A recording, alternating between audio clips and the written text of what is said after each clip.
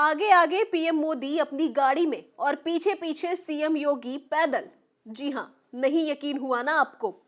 तो एक बार फिर से देख लीजिए। ये नजारा है पूर्वांचल एक्सप्रेस का, जहां पीएम मोदी आज पूर्वांचल एक्सप्रेसवे का लोकार्पण करने आए थे। इसी दौरान ये तस्वीरें कैमरे में कैद हो गई। फिर क्या था, सपा प्रमुख अखिलेश यादव ने वीडियो उठाया और कर दिया ट्वीट। ट्वीट में सीएम योगी पर चुटकी लेते हुए अखिलेश ने कहा, तुमने हमारी आवभगत का अच्छा सिला दिया। जनता से पहले तुमने ही हमें पैदल कर दिया। बड़े बेआबरू होकर इन सड़कों से हम गुजरे। गौरतलब है कि बीजेपी पूर्वांचल एक्सप्रेसवे के बहाने पूरे पूर्वांचल को साधने में लगी है।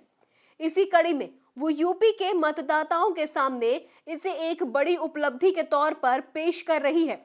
इसके लिए एक बड़े कार्यक्रम का आयोजन किया गया, जिसमें पीएम मोदी, सीएम योगी, यूपी बीजेपी अध्यक्ष स्वतंत्र देव सिंह सहित हजारों लोग उपस्थित रहे।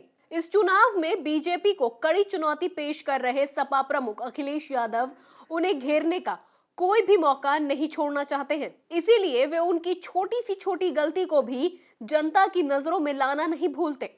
अब इसे ही देख लीजिए। इसे पीएम मोदी का प्रोटोकॉल समझे या सीएम योगी के स्वागत का तरीका, लेकिन अखिलेश यादव ने तो इसे मुद्दा ही बना दिया। मुद्दा चाहे जो भी हो, अगर उसका चुनावी फायदा हो सकता है तो उस पे बात तो जरूर होगी। देखिए क्या हैसियत है पीएम मोदी के सामने सीएम योगी की। वो गाड़ी पर चल रहे हैं और सीएम योगी पैदल।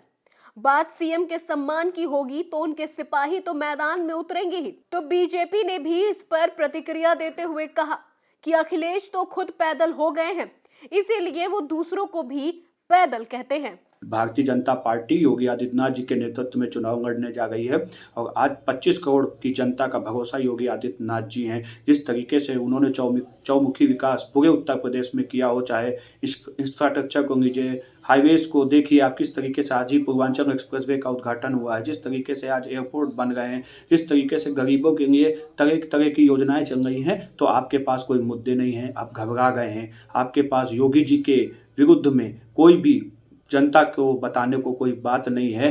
जनता आप पर भरोसा नहीं करती है, पैदल आप हो गए हैं। आपको समझना पड़ेगा कि आज उत्तर प्रदेश को क्या जरूरत है। आज उत्तर प्रदेश को विकास की जरूरत है और आज 2017 के बाद से उत्तर प्रदेश हर मोर्चे पर, चाहे यूज ऑफ डूइंग बिजनेस को लेकर देखिए आज नंबर 2 पर है, चाहे अर्थव्यवस्था को लेकर आप देखिए नंबर 2 पर है।